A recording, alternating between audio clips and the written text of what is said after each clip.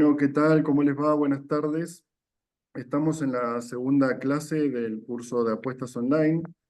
En esta segunda clase que se llama Masculinidad y Apuestas Online, tenemos como invitado a Ariel Sánchez, que va a dar la clase. Ariel es director de promoción de masculinidades para la igualdad de género del Ministerio de Mujeres y Diversidad de la provincia. Es licenciado en Ciencias de la Comunicación de la Facultad de Ciencias Sociales de la UBA. También es profesor en la Facultad de Periodismo y Comunicación Social de la Universidad de La Plata, donde también cursa el doctorado en comunicación. Es miembro del Instituto de Masculinidades y Cambio Social. Cuando quieras, Ariel, te escuchamos. Bien, bueno, muchas gracias, Santiago.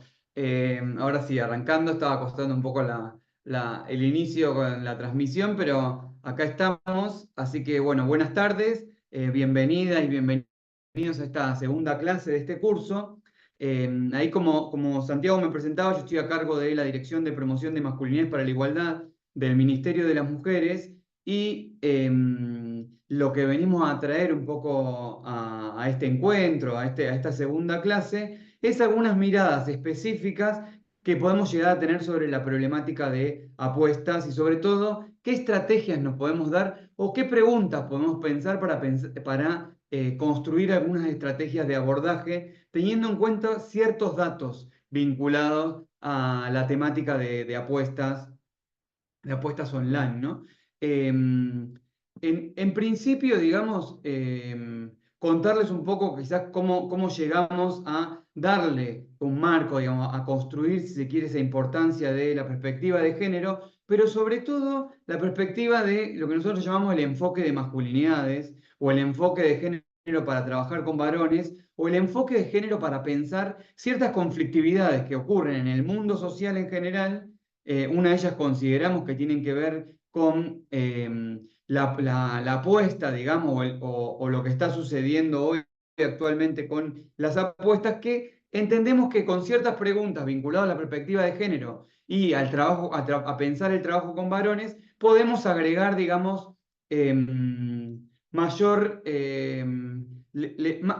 más capas, si se quiere, pero sobre todo más preguntas que posibiliten construir otro tipo de estrategias no solo preventivas, sino sobre todo de abordaje.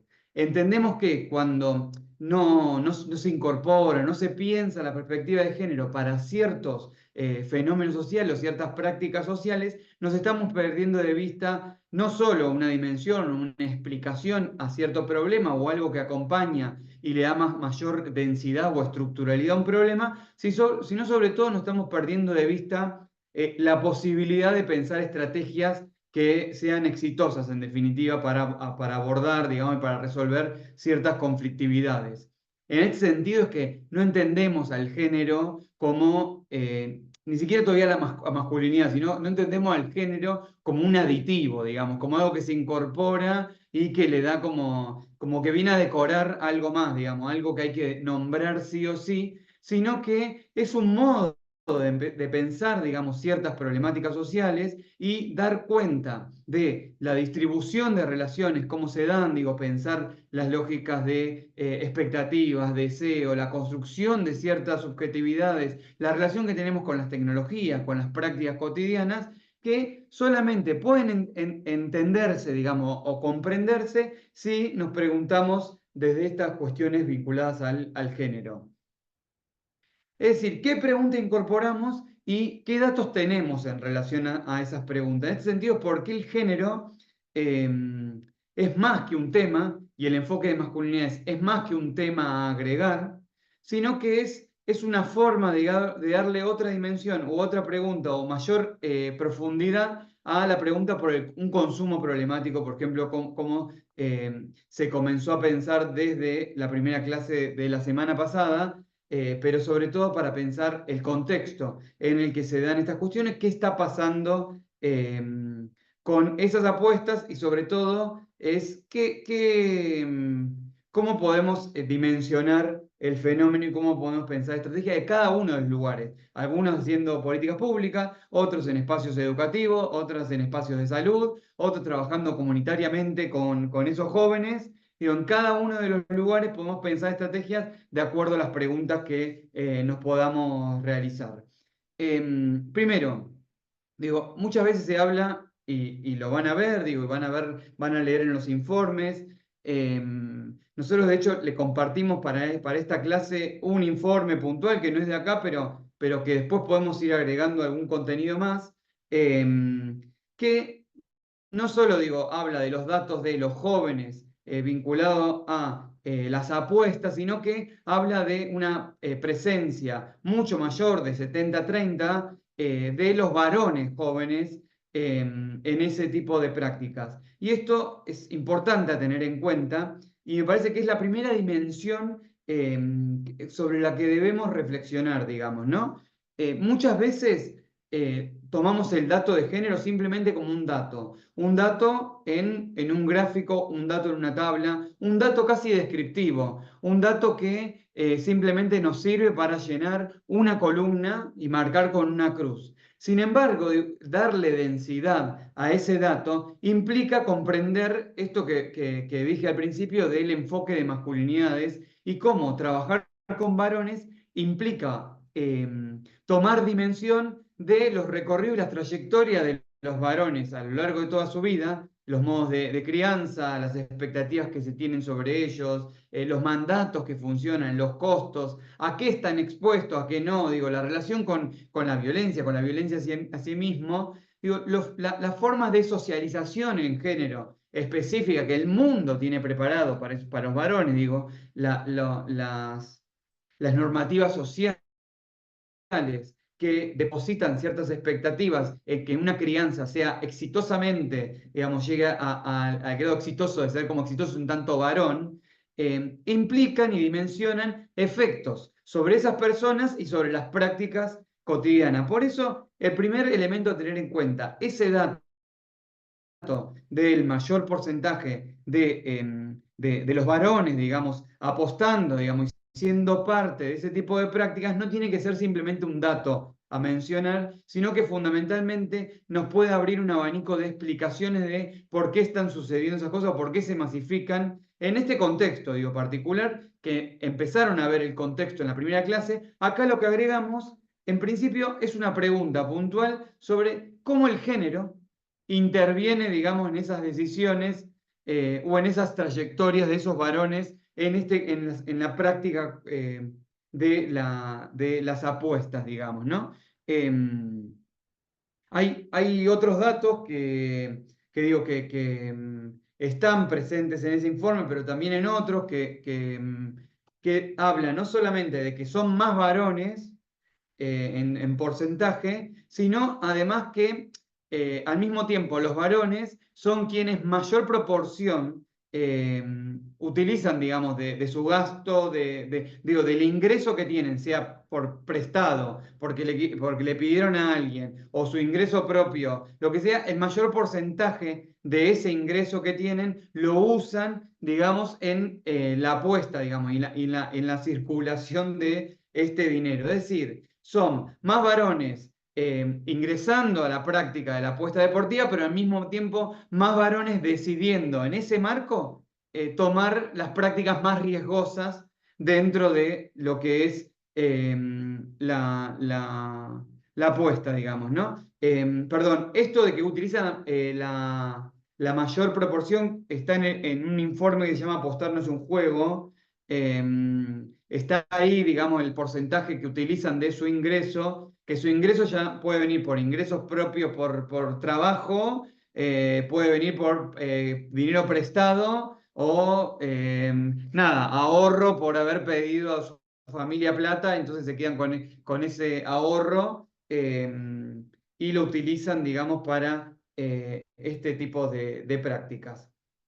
Bien, entonces, digo, la primera dimensión a tener en cuenta que me parece importante es no tomar al género como un dato simplemente, y sobre todo al género de los varones como un dato, que suele tomarse así, y ahora vamos a ver un poco por qué, sino pensarlo, digamos, como una dimensión importante a tener en cuenta como una forma de explicar también y construir estrategias, el modo en que los varones llegan a ese tipo de prácticas. Y ahí vamos a tener obstáculos y después efectos de esos obstáculos. Y ahí iremos viendo cómo voy a ir vinculándolos. Pero en principio tenemos esas dos dimensiones. El primer obstáculo, digamos, ¿no? Que es el más importante. Digo, generalmente no se suele tener en cuenta el género de los varones, ¿no? Como que los varones no tienen género, en definitiva. Los propios varones no tienen muchas veces registro del género, es decir, de que parte de sus prácticas, lo que hacen, desean y sienten y piensan y cómo arman su vida cotidiana está vinculado a cuestiones de género y a estos mandatos de género, sino que tampoco muchas veces se tiene en cuenta quienes trabajan con esos varones en diferentes lugares el género de esos varones. Digo, no tienen en cuenta ni las instituciones ni las personas que trabajan ahí cotidianamente. Es decir, el género de varones parece no existir. Y acá me quiero centrar un segundo ahí en una dimensión importante o algo más conceptual, si se quiere, no tanto de estas preguntas, sino algo más conceptual para distinguir, que tiene que ver con, porque es esto tener en cuenta, digo, que el género de varones no se tenga en cuenta es algo propio del funcionamiento de lo que nombramos como el dispositivo de la masculinidad. Es decir, para que el dispositivo de la masculinidad funcione bien, circule, se siga reproduciendo, se siga reificando, siga encontrando nuevos vericuetos por donde entrar, hacernos desear, hacernos sentir, para que eso funcione, en algún punto, esta dimensión de no cobrar existencia material, supuestamente, es decir, que no se vea, que no se registre como un género, es fundamental y es lo que lo vuelve estructural, digamos, a ese dispositivo de la masculinidad. Es decir, que no se registre como una práctica propia de las trayectorias de género, es decir, propio que puede ser reflexionada, transformada, que es efecto del funcionamiento de los mandatos, de las expectativas, de las crianzas, de la socialización del género, sino que es algo universal, digamos, en algún punto. Y acá hay que tener en cuenta como algo muy básico, que quizás no sea este el curso puntualmente, porque no es un curso sobre masculinidad, pero sí para conceptualmente, digamos, entender que vamos a distinguir la masculinidad en singular, digamos, vinculado a este dispositivo, de la idea de masculinidades, si se quiere. Para nombrar el dispositivo, digo, esa cosa en singular, ese conjunto de mandatos que estructura la vida cotidiana, las expectativas que se tienen en esas trayectorias de vida de los varones, sobre todo y varones, los que se nombran como varones cis heterosexuales, es decir, varones que tienen una relación de conformidad con el género con el que fueron asignados y al mismo tiempo su deseo es heterosexual, es decir, que en esa trayectoria están siendo considerados como que van a ser verdaderos varones para ese dispositivo, digo, y esto lo digo casi irónicamente, lo de verdaderos, pero es un poco lo que hace el dispositivo social, construir, digamos, qué varón es un verdadero varón y qué otros son o fracasos de varón o no llegan ni siquiera, digamos, a la posibilidad de recorrer o de reconocerse como varones. Digo, el dispositivo ahí tiene una serie de mandatos, ¿no? Un conjunto de mandatos, que ahí lo vamos a entender en singular. Y para que funcionen esos mandatos, en muchos casos, esas características vinculadas a los mandatos de masculinidad que se llama hegemónica o del dispositivo de masculinidad, van a tener que pasar como características no vinculadas a las trayectorias de género, justamente, no como algo que se performa, que se hace, que se cría y se socializa, sino que como algo propio de lo humano.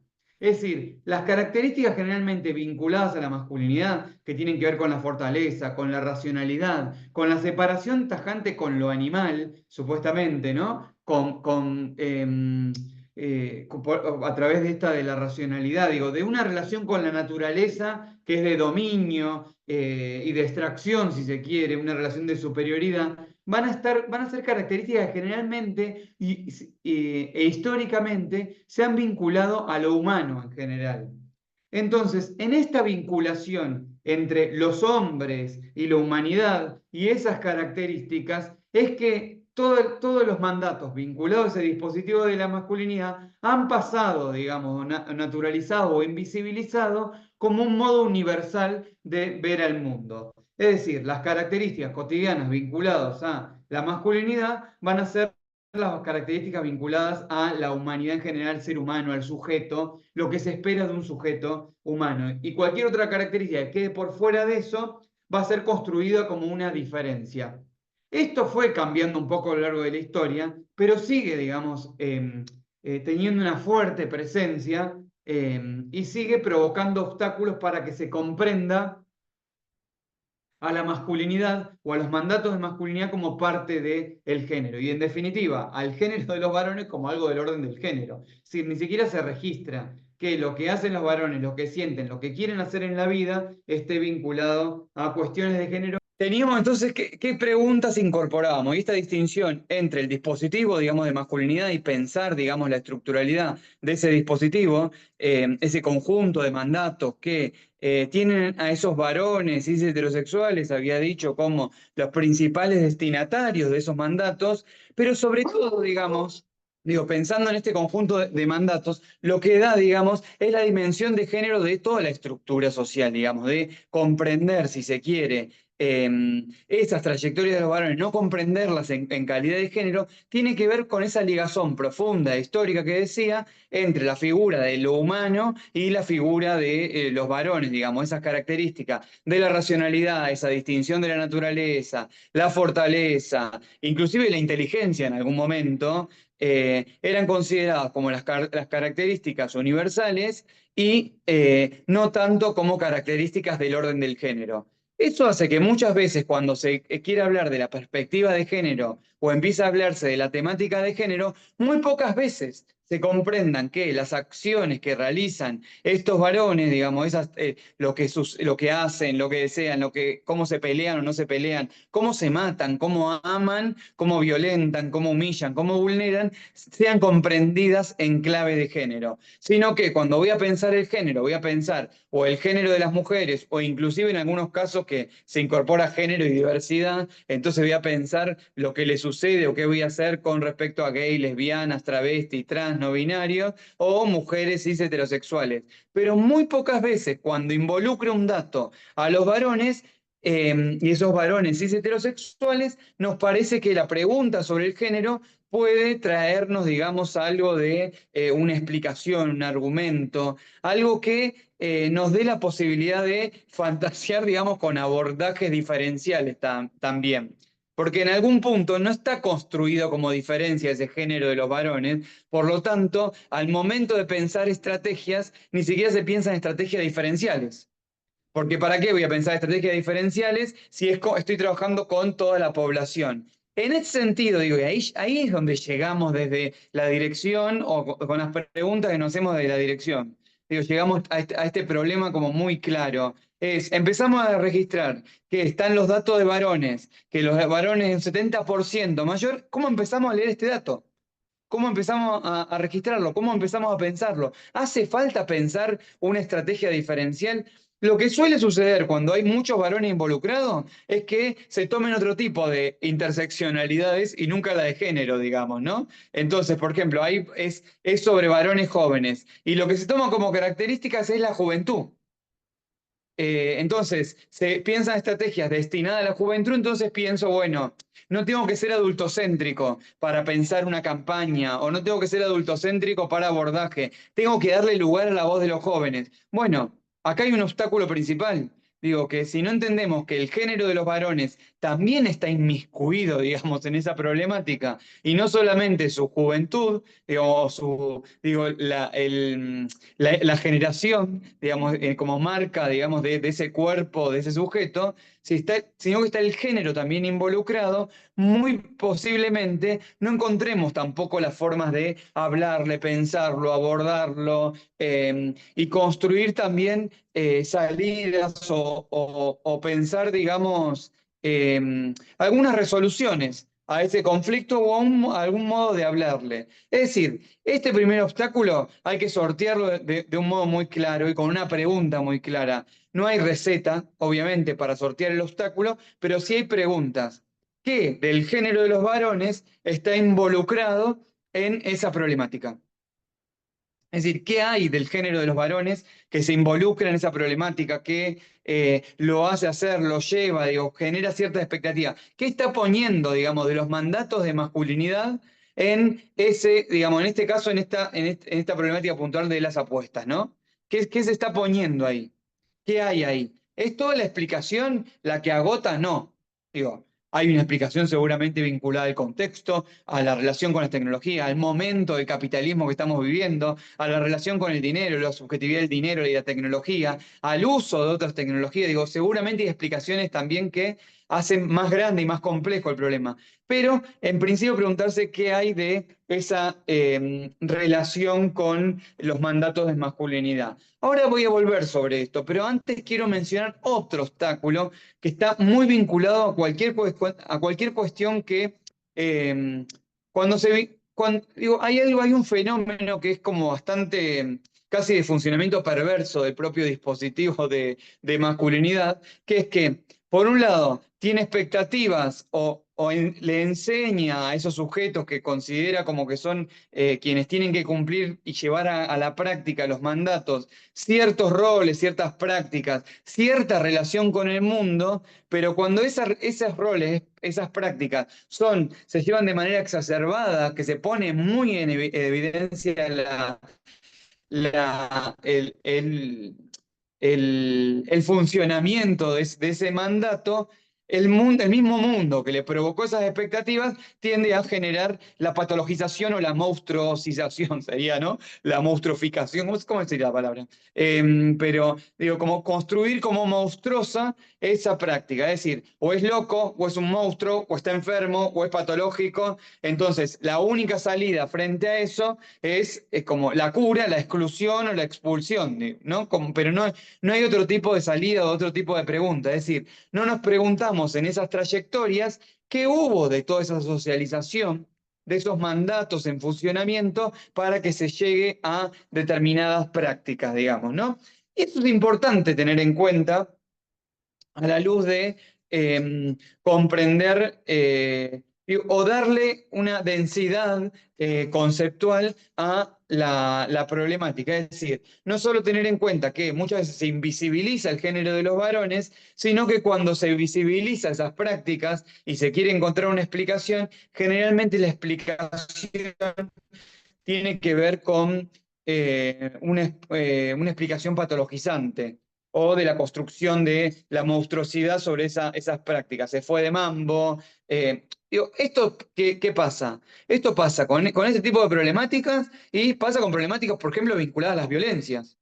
Se enseña a los varones toda la vida, digamos, a hacer un uso y a tener una relación muy naturalizada con la violencia, con la humillación al otro, con el uso de los cuerpos y los deseos de las otras personas, el no registro de los malestares propios y de las otras personas, cuando eso genera, digamos, consecuencias de mayor violencia, digo, que se visibilizan mucho, porque hay un asesinato, porque hay una violación, porque hay un ejercicio de la violencia, o porque, como sucede acá, tenemos como la masificación de una práctica entre esos varones jóvenes, y que se vuelve preocupante, muchas veces en lugar de explicarlo por estos mandatos que le enseñaron a tener esa relación con el mundo, solemos encontrar explicaciones más individualizantes, patologizantes, que poco nos devuelven a la estructura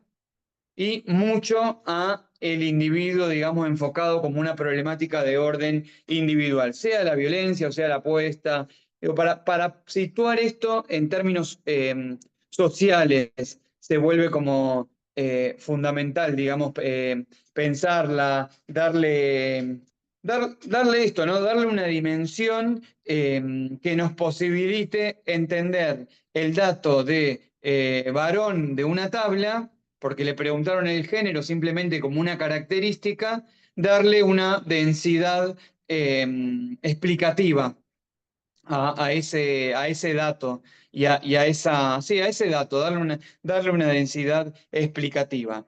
En este sentido, me parece importante, digo, entonces tener en cuenta esos dos obstáculos iniciales que son fundamentales. Sortearlos implica necesariamente preguntarse por el género de los varones. ¿Qué hay en esa práctica de las trayectorias generizadas de los varones? ¿Qué hay en esa práctica que los lleva o al riesgo como decía al principio, de la mayor proporción de su ingreso bueno, en esto, ¿no? En la apuesta. Tener una relación con el juego y con la apuesta y con lo riesgoso que puede llegar a ser esa práctica desde mayor, digamos, que en otro género. Digo, ¿qué se busca ahí y qué preguntas nos podemos hacer frente a eso?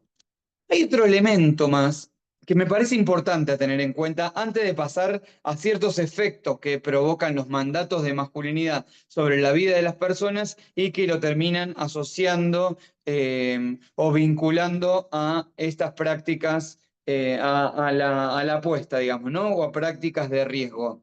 O el consumo problemático, en términos más generales, ¿no? Para pensar, digamos, a la apuesta como parte de ese escenario o ese paraguas.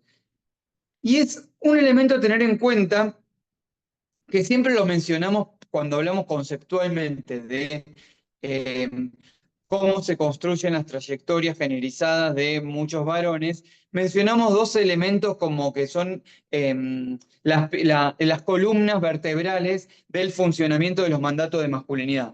Uno era este que mencioné, el dispositivo de la masculinidad, que tiene su dimensión de invisibilidad, su dimensión de universalidad, es decir, todo aquello que se espera de los varones, en definitiva, pasa por el mundo como algo que no es del orden del género, sino del orden del humano.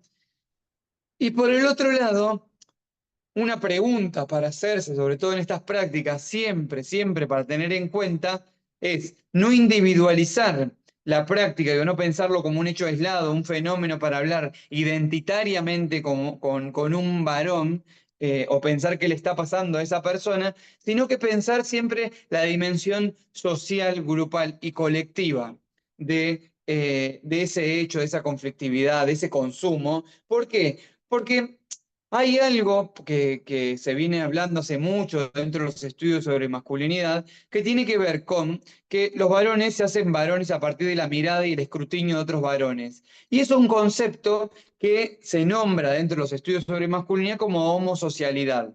Es decir, la importancia del reconocimiento de la mirada de otros varones para adquirir cierto reconocimiento social como varones, justamente, ¿no? Que haya un reconocimiento de su propia identidad. Y que cuando no existe ese reconocimiento o esa mirada, generalmente se siente que se está fallando. Es decir, generalmente se está fallando, porque los mandatos son inalcanzables, y no se pueden cumplir nunca del todo. Y es parte de ese funcionamiento social, de esos mandatos, y de ese dispositivo de masculinidad, que estén constantemente en un ejercicio cotidiano por poder cumplir los mandatos para la mirada de otras personas, generalmente varones, son varones, y si no es una estructura masculinizada que es que le da el ok sobre el funcionamiento de esos mandatos, pero que hace que se genere como cierta práctica de ansiedad, sería, ¿no? Todo el tiempo buscando el reconocimiento de un mandato que nunca se va a poder cumplir del todo. Sea el de ser el fuerte y el más fuerte, sea el de ser impenetrable, es decir, que no esté atravesado por ninguna falla, fisura, por ninguna fragilidad, sea el de ser exitoso todo el tiempo, se vuelve, digamos, fundamental ahí no solamente el cumplimiento del mandato, sino la necesidad constante de estar siendo reconocido que se cumplió ese mandato.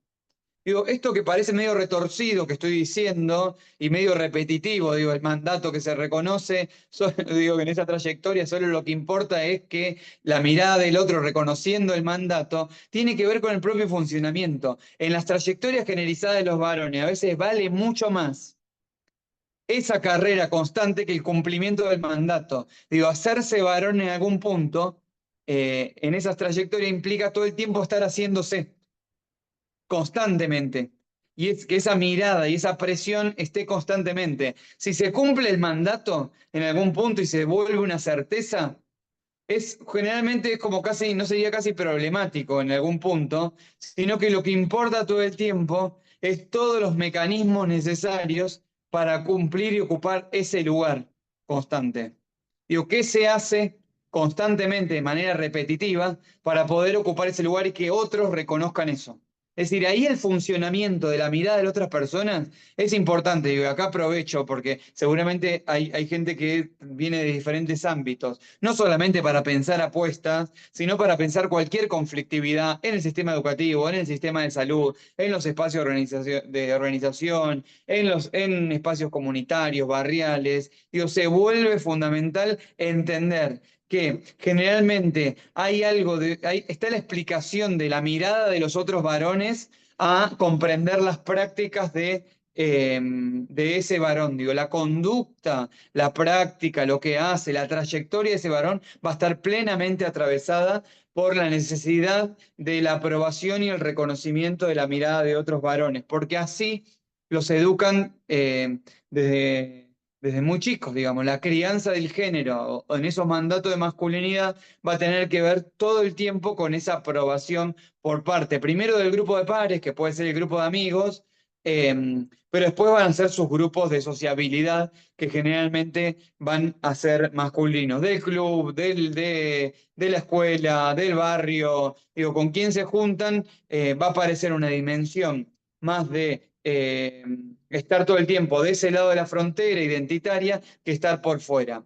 Por eso, y acá meto otro concepto, la masculinidad, o generalmente cuando se habla de masculinidad en los estudios sobre masculinidad, se va a decir que más que definirse por las características positivas, la masculinidad es esto y esto, que se suele mencionar algunos mandatos, como algunos ya mencioné, el del éxito, el de la fortaleza, el de la impenetrabilidad, el proveedor, el procreador, el que tiene una sexualidad siempre activa, se va a definir más bien por demostrar cotidianamente todo el tiempo que uno no es mujer, que uno no es, Kimmel, un autor decía, no es homosexual, pero podríamos decir no es maricón, y no es un niño tampoco, un niño o una niña, digamos. Entonces se va a definir más por esa negación. Todo el tiempo me van a tener que estar reconociendo que no caí en ese afuera o en ese lugar de la frontera.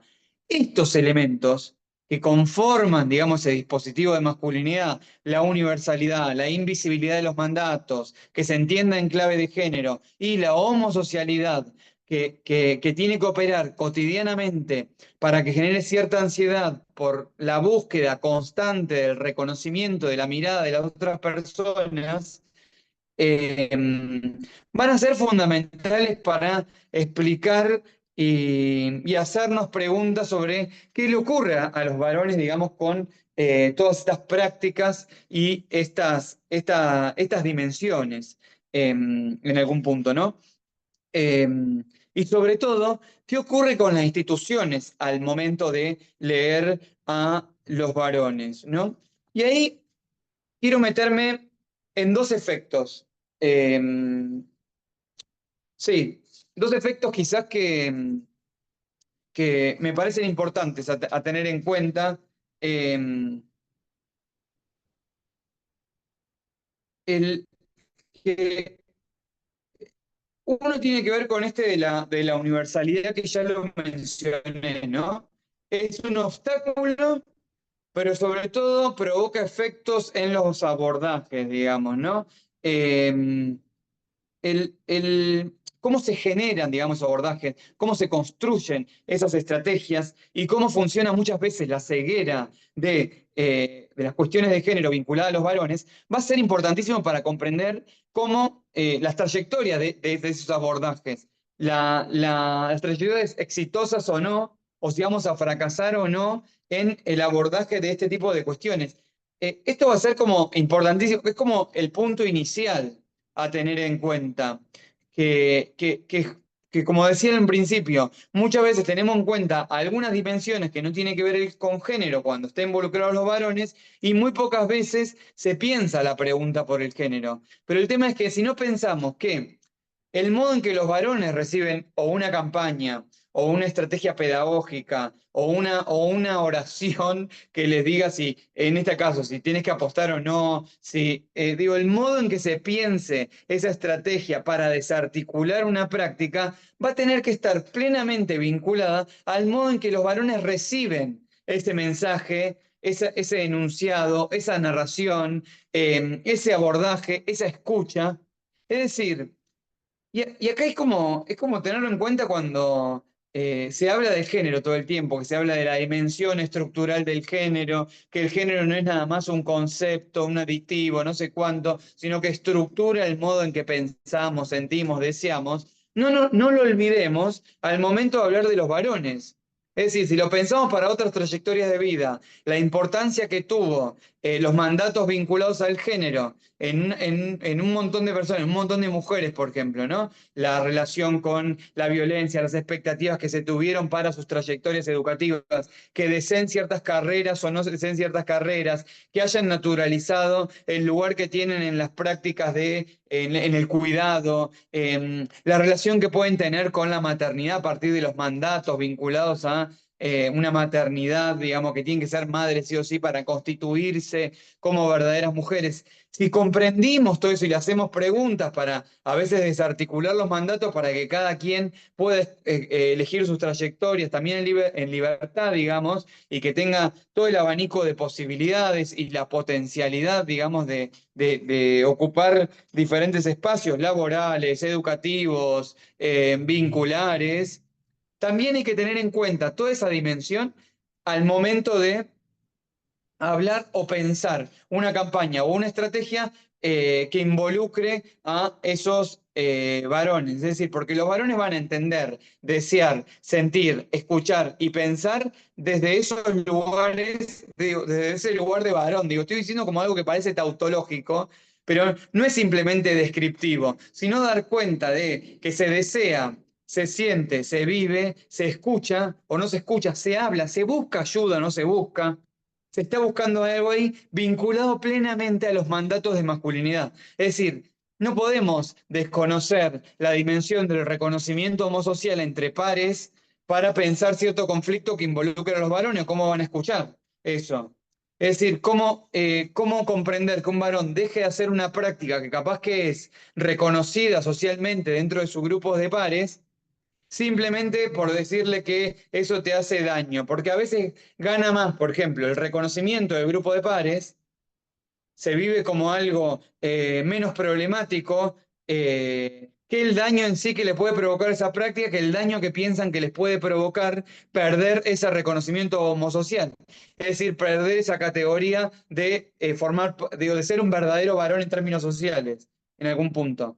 Se vive como un daño mayor y como un efecto mucho más profundo, esa dimensión de perder el reconocimiento identitario, es decir, perder la característica de el ser varón que quizás buscar ayuda en algún punto.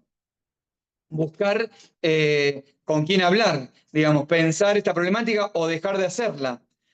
Muchas veces, digo, en un montón de dimensiones, ¿por qué los varones no dejan de hacer esto? O no dejan, o ciertos chistes, cierta forma de humillación, o cierta conflictividad dentro del aula, ¿no? Como llamar la atención dentro de un aula en un colegio secundario, o esto de las apuestas, digo, ¿qué dimensión colectiva está funcionando en eso? ¿Y qué dimensión homosocial en estos términos de homosocialidad masculina? No es una práctica que provoca un individuo. Digo, cualquiera que haya revisado o estas encuestas o estos datos o tenga contacto cotidiano con jóvenes o con quienes trabajan con jóvenes, saben que es una práctica instaurada y que funciona de manera grupal también.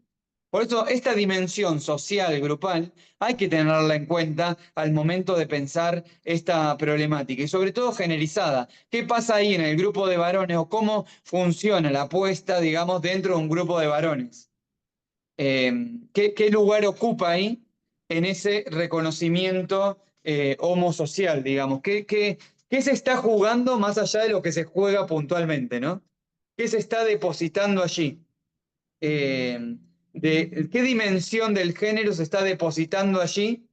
¿Qué dimensión de hacerse varón, de buscar ese reconocimiento homosocial en el grupo de pares, se está poniendo en ese momento, en esa apuesta, si se quiere, ¿no? Entonces, digo, entender que el abordaje va a ser recibido de un modo particular por esos varones, de un modo diferencial, es lo que veníamos diciendo desde un inicio, ¿no? La necesidad de construir estrategias diferenciales vinculadas al género cuando hay esta dimensión importante de de los varones, si se quieren, en las trayectorias y en los datos que tenemos, ¿no? Ese 70-30. Pero después, eh, esto, los mandatos de masculinidad provocan cosas en los varones puntualmente, eh, y que hace que se acerquen menos a la posibilidad, digo, ya hay un obstáculo que no es nada más el institucional, sino que hay un obstáculo que también es individual, ¿no? Como que también es parte de... es social porque tiene que ver con el modo en que los varones en general suelen recibir y vincularse con la ayuda, la estrategia, con ciertos mandatos, pero no es nada más de ceguera, sino que pega directamente en el sujeto que los está ejecutando. Y ahí me parece que hay que tener en cuenta algunos efectos de o la patologización y monstruización o de que el mandato de masculinidad aparezca, digamos, como algo del orden de lo universal. Y es que hay un obstáculo fundamental que es que los varones generalmente digo, por los propios mandatos, el propio funcionamiento de los mandatos, o sea, tienden, digamos, a cierta soledad, más allá del funcionamiento, este reconocimiento grupal, pero sobre todo a cierta soledad sobre lo que les está pasando en relación con eso, o qué están buscando. Es decir, cierta imposibilidad muchas veces de hablar de lo que les está sucediendo. Entonces, como de llegar a espacios donde podemos llegar a dialogar sobre el tema, que puedan llegar a poner en evidencia cierta fragilidad, eh, cierta necesidad de ayuda cuando ven que algo se les va de las manos o se desborda. Y acá digo, en estos temas hay que tenerlo muy, muy en cuenta, porque generalmente nos llega el problema cuando ya está desbordado. Cuando ya, digo, hay alguien que o debe, o hay alguien que se fue, o alguien que huyó, o alguien que tiene un intento de suicidio porque para no afrontar, si se quiere, los efectos que puede provocar haber perdido plata, deberle a alguien, digo, un montón de efectos negativos que los comprendemos, pero que se pueden registrar antes y pueden empezar a ser vistos no de manera naturalizada desde las instituciones, es decir, bueno, le está pasando esto, bueno, son jóvenes, son así, tienen ese uso, sino buscando los alojes necesarios para que esos varones también encuentren un lugar de diálogo, puedan hablar, tengan donde hablar, digo, sientan cómodos para poder hablar de esas cuestiones. Entonces, tenemos estos efectos que son importantes a tener en cuenta porque, y lo remarco y lo subrayo, porque lo que suele suceder es esto, esta ceguera provoca que, primero, la reconocemos, ¿no? Pero reconocer el género de los varones no es nada más meter algo conceptual. ¿Qué es lo que suele suceder muchas veces? Bueno, hagamos un taller de masculinidades o contame qué es la masculinidad hegemónica. Por eso yo no quería que en esta clase estuviésemos profundizando tanto en conceptualmente qué es la masculinidad, qué no es la masculinidad, sino qué preguntas nos trae. Digo, que eso es en definitiva lo importante. No es tanto que se vuelva todo el mundo especialista en masculinidades, que vaya profundizando en el concepto, porque lo que suele suceder es que al momento después de trasladarlo al abordaje nos olvidamos todo, o solamente nos sirve para señalar cuando el efecto es nocivo. Es decir, a ver, para poner un ejemplo, yo si veo un varón ejerciendo violencia, inmediatamente sé señalar, digamos, mirá, mirá lo hegemónico, se suele decir, no en el sentido común, o una machiruleada. Se suele decir ese tipo de cuestiones que señalan algo del género de los varones y de esa sociabilización del género de los varones. Pero cuando van después al trabajo, a la estrategia, parece que nos olvidamos que el género de los varones no es algo de cuestiones morales, de lo bueno, lo malo, cuestiones éticas, que el género se hace y se deshace así como yo lo decido. Es decir, hoy, ahora estoy y ahora no estoy y puedo decidirlo reflexivamente y conscientemente, sino que nos olvidamos de la estructuralidad de eso muchas veces. Entonces, que sentimos, deseamos, reconocemos, vivimos la violencia o vivimos la humillación, o me doy cuenta de la dimensión profunda de lo que provoca una humillación sobre otras personas, o si me doy cuenta o no de que todo lo que estoy haciendo lo hago para el reconocimiento de esa homosexualidad masculina. Es decir, va a estar plenamente vinculado a el modo en que yo escuche eso, siento o pueda hablar de eso. A veces ni siquiera hay registro de eso. Entonces hay que llegar de algún modo que toque alguna fibra vinculada a los mandatos de masculinidad. Hay algo que, bueno, acá está Nico, Nicolás Pontapuerto, que aparte es tutor del curso, pero que escribía la otra vez en una especie cuando pensábamos esto de apuesta, digo, para pensar una especie de campaña, digamos, ponerle una dimensión de empezar a hablar a los varones de estos temas y de qué modo hablábamos, pensábamos, digo, la estrategia que tenemos que pensar, en definitiva, involucra una pregunta, que es la relación que tienen los varones con el dinero en esta sociedad actual y que han tenido a lo largo de la vida, y de qué otros modos podemos pensar estrategias que impliquen otro tipo de relación con ese dinero. Y sobre todo también, si podemos pensar otra relación de los varones con el riesgo, ¿no? Y esto me parece importante porque acá hoy la dimensión de esa relación con el dinero, con la apuesta, hay una dimensión del riesgo que por ejemplo, uno puede, digo, va a decirle, bueno, voy a explicar en términos informacionales qué es una práctica riesgosa y le voy a explicar por qué es riesgosa y por qué no. Entonces, en la medida en que entienda que es riesgoso, va a decir, ¿por qué alguien se va a arriesgar?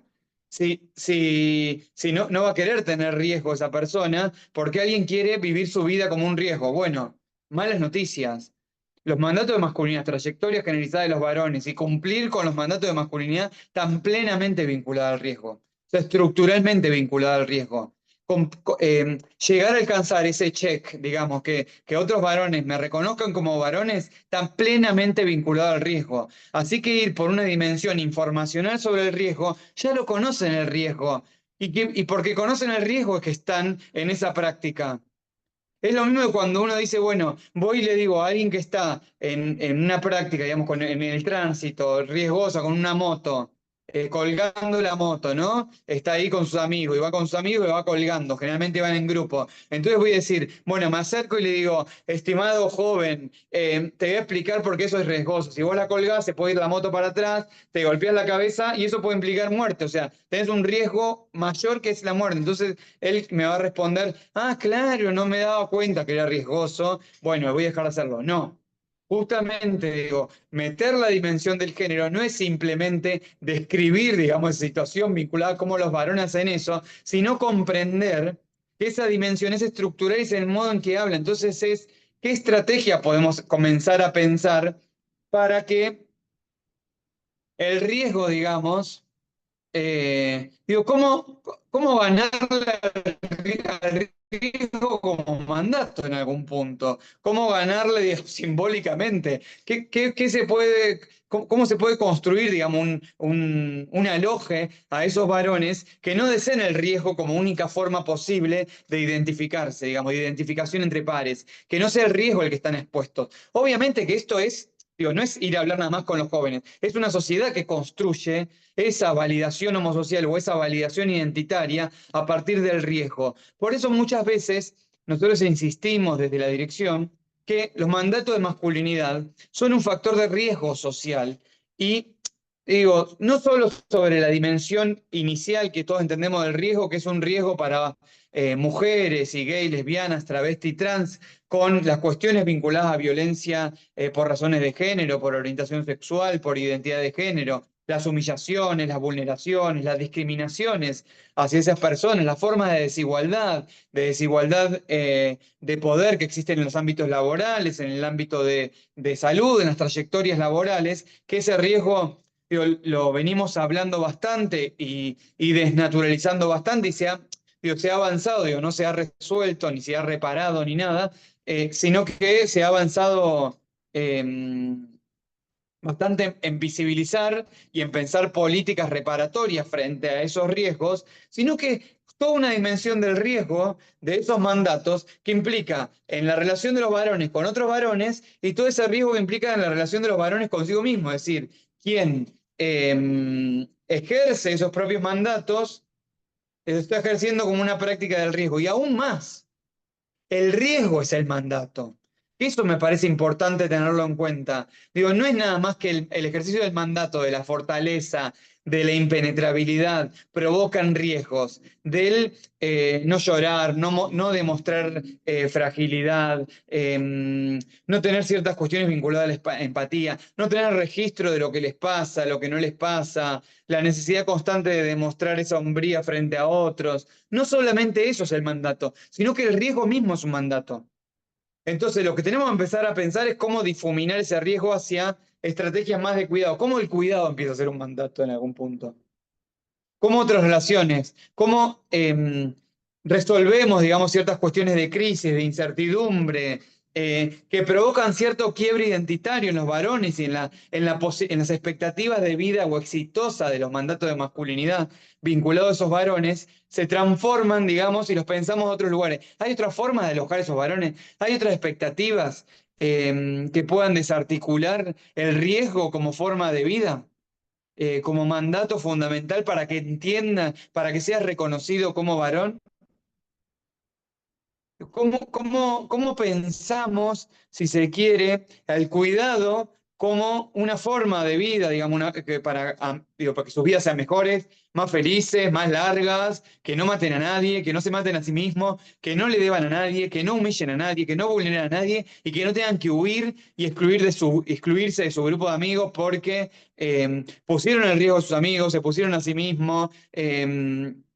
Digo, ¿cómo pensar otra dimensión del cuidado? Y creo que ahí está la dimensión estructural que tenemos que comenzar a pensar. Es decir, llegando a esos varones jóvenes, explicándoles que es riesgoso algo, es muy difícil que encontremos una salida frente a eso, porque justamente es por el riesgo que están en esas prácticas, si no, no estarían metidos en un montón de prácticas riesgosas todo el tiempo para demostrar hombría. Digo, ¿cómo desarticular, digamos, la necesidad de que la homosocialidad masculina, ese reconocimiento identitario, no sea lo más importante o lo que más se haga valer para sus trayectorias de vida, digo, en la vida cotidiana? ¿Cómo hacemos para que en un varón valga más, digamos, o pese más el cuidado de sí mismo, el cuidado de los otros, la empatía, que no el demostrar esa hombría a partir del riesgo, la exclusión, el no tener como mostrarse insensible, que no habla con nadie, que no necesita hablar con nadie, y que en definitiva, digo, como sujeto sí lo necesita porque está atravesado por esos miedos? Cuando se pone en riesgo tiene miedo. Cuando humilla al otro, lo hace para no ser el humillado. Digo, se pone en un lugar de humillador para no ser el lugar del humillado. Se pone en un lugar de quien ejerce la humillación para no ser el que está en el lugar de la fragilidad. Se seca las lágrimas y sigue de largo, se las traga directamente, justamente para no exponer esa debilidad, y sigue insistiendo y sigue estando digo, en el mundo de las apuestas. O alguna pregunta que podemos hacer ahí, si no es justamente por la práctica riesgosas, pero sobre todo también en un mundo de incertidumbre, de crisis, de sus trayectorias laborales, de no saber cómo hacer, de no saber cómo cumplir un mandato de ser exitoso y reconocidos en el éxito por muchas personas, de esa relación con el dinero que implica a veces poder en algún punto, ¿no? Del dinero que implica ser quien sigue teniendo los pantalones. Quizás en generaciones anteriores era una dimensión del trabajo vinculado más a eso. Hay que pensarlo, digo, siempre estuvo el dinero involucrado, pero quizás acá es más como no tanto vinculado al trabajo, sino vinculado a otras cuestiones, capaz de no tanto vinculado a la fortaleza física, se estructura, digamos, las relaciones, sino exitoso en eso, en ganar dinero a partir del riesgo, de animarse, digamos, a por todo, reírse de eso, construirlo, digamos, como un chiste frente al reconocimiento de los otros, que los otros amigos sepan de eso. No son preguntas que nos tenemos que hacer al momento de abordar esta problemática, para que no lleguemos a la instancia donde esa persona se pasó de esos mandatos, digo, por hiperriesgoso o hipervulnerabilizador o hiperhumillador, o digo, en la soledad absoluta, que tengamos que terminar como patologizando o monstruoseando o volviéndolo un monstruo, si se quiere, monstruificando, ahí está, para comprender su práctica ahí como individualizada, encapsulada, y no tanto como un problema de el orden de lo social, de las relaciones sociales, y en definitiva de las relaciones generizadas que hacen de esos varones, digamos, personas que desean, sienten, ejercen poder, ejercen humillación, practican diferentes actividades sociales, consumen, buscan ayuda o no buscan de un modo diferencial. Y esto quiero remarcarlo, ese modo diferencial, porque es como comencé y como quiero terminar un poco esto de el género de los varones también necesita de una estrategia diferencial para el abordaje y que invite a pensar las preguntas sobre los mandatos de masculinidad que están operando ahí y el funcionamiento del grupo o el grupo social de varones en el reconocimiento cotidiano de esa práctica que están llevando a cabo. Así que, digo, creo que con accidentes y todo en la clase, cortes, nervios, porque provoca nervios, quiero decirle, eh, voy a mostrar mi fragilidad también, provoca muchos nervios, cambios de habitación. Creo que he conseguido llegar exitosamente a toda la guía y el recorrido que tenía en la hoja. En la clase que tienen, igual que en los materiales que dejamos ahí, seguramente, digo, tienen unos materiales, una bibliografía, además de que aparece como obligatoria, pero tienen otra bibliografía y muy probablemente después le comparta a todas las tutoras y los tutores un link con los materiales propios de la dirección que quizás les sirve para tener ahí estrategia y para que se puedan comunicar, digo, para pensar otras cuestiones que quizás no llegamos a dar cuenta aquí, pero que hacen al problema y que seguramente yo creo que en el transcurrir de las otras clases que tienen, donde van a pensar otras dimensiones del problema, van a poder llevar algunas de estas preguntas a esas clases para ir pensando abordajes, digamos, diferentes cuestiones que digo, es nuevo el escenario, porque el género de los varones dentro de las políticas públicas es nuevo. Digo, pensar el género de los varones y las trayectorias de los varones, y también estamos encontrando con los diferentes espacios que conforman este curso, que es el Ministerio de Justicia, el Ministerio de Salud, estamos juntando para pensar, digamos, las experiencias que teníamos cada uno en ciertos temas, ponerlas ahí en común para construir, digamos, digo, desde el Estado, respuestas que reconozcan todas estas dimensiones y que le den cuenta de una accesibilidad real a resolver el problema, digo, ¿no? Como ¿cómo hacemos para llegar a esos varones con una campaña? Bueno, ¿y por qué quiero llegar a los varones? Porque son el 70% de eso. Entonces, por eso quiero llegar a esos varones. Bueno, ¿cómo hago? Bueno, esto implica un montón de preguntas sobre el género de esos varones. Algunas serán hacerlas por hacerlas y otras no encontraremos en esas preguntas sobre el mandato de masculinidad, encontraremos algunas soluciones para pensar esas estrategias. Así que, bueno, muchas gracias. Bueno, voy a ir adelantando un poco algunos de los temas que vamos a ir abordando en la clase 3, como para también ir ganando tiempo mientras esperamos que Ariel se pueda volver a conectar. La próxima clase, el nombre de la clase son Sitios Ilegales de Apuestas Online, Regulación y Persecución Penal.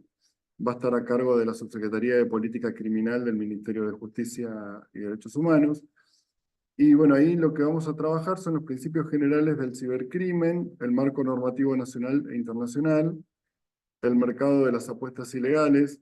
También vamos a ver sobre la regulación administrativa, tributaria y penal, características y estrategias de persecución penal del delito de explotación, administración y operación de juegos de azar por parte de sitios web de apuestas, y debates actuales en torno a la regulación de la publicidad de apuestas online, algo de legislación comparada y mecanismos de acceso a la justicia a través de la denuncia penal.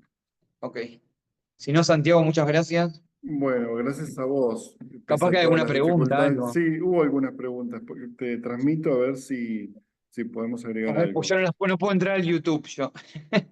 Te leo, mira, María José Jardoy dice si existen datos estadísticos de apuestas en línea en la provincia de Buenos Aires, sobre todo pregunta en el nivel secundario.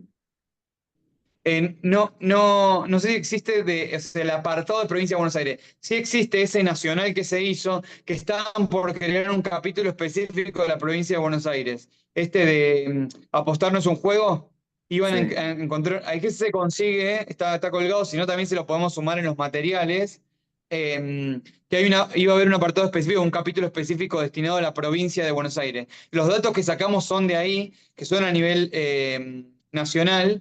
Y el otro que le compartimos de otro país, pero que porque estaba la dimensión del género, nos importaba justamente por eso compartirles. también está, acá estábamos buscando mientras leíamos la pregunta, el informe de la encuesta de bienestar digital que publicó el Ministerio de Salud, que si bien es un estudio más incipiente, que se socializaron los números de esa encuesta cuando se lanzó el programa provincial, es un estudio chico, pero que también nos puede arrojar como algunas pistas. Trabaja sobre Ujú. 7 municipios. Podemos colgar el PDF también en el aula, si les parece, en todas las aulas. Sí, estaría bueno. Y después, Florencia D'Amico hace un comentario que dice, es fundamental esta cuestión de pensar el género porque para la difusión de los sitios de apuestas sí se piensa en eso. Sitios de deporte, entre comillas, sabes Total, todo sobre fútbol y así. Y Micael agrega eso, en cada entretiempo de un partido de fútbol pasan más de 5 total. publicidades de apuestas de deporte. Hasta estas plataformas Sí, forman sí, parte de las publicidades que los mismos clubes fomentan sí, sí. dentro de las canchas, en las camisetas, etc. Totalmente. O sea, ellos tienen en cuenta eso, el modo de convocarlos, las campañas que se hacen para. O sea, tienen en cuenta el segmento que le están hablando. No para alojar y construir y pensar la conflictividad, pero tienen muy en cuenta para ellos un segmento, pero que entra la dimensión de género, saben cómo convocarlo, cómo llamarlo. Digo, desde qué lugar hablarles, qué tocarles, qué fibra, cuando se piensa en qué fibra tocar a alguien para que consuma, para que provoque, digo, para provocar un acto, digamos, de alguien, ¿no? Es recurrir a una fibra, tiene que ver con un mandato. Bueno, tenemos que pensar desde este lugar también, qué fibras tocar o cuáles digo, conmover para que no sientan en el primer acto herido, digamos, su cuestión identitaria, que tiene muchos años y tiene mucha densidad y mucha estructuralidad, digamos, en el modo en que se hicieron, pero que sientan o sea, como una puerta a pensar, a resolver eso, tal cual. Así que bueno, invitamos, ahora terminamos la clase y vamos a habilitar en todas las aulas el cuestionario de la clase y un foro de intercambio para que puedan participar ahí. Y nos estamos encontrando el próximo miércoles de vuelta a las 14 horas con la clase 3. Bueno, muchísimas gracias, Ariel. Gracias, nos Nos vemos. vemos. Hasta luego, muchas gracias.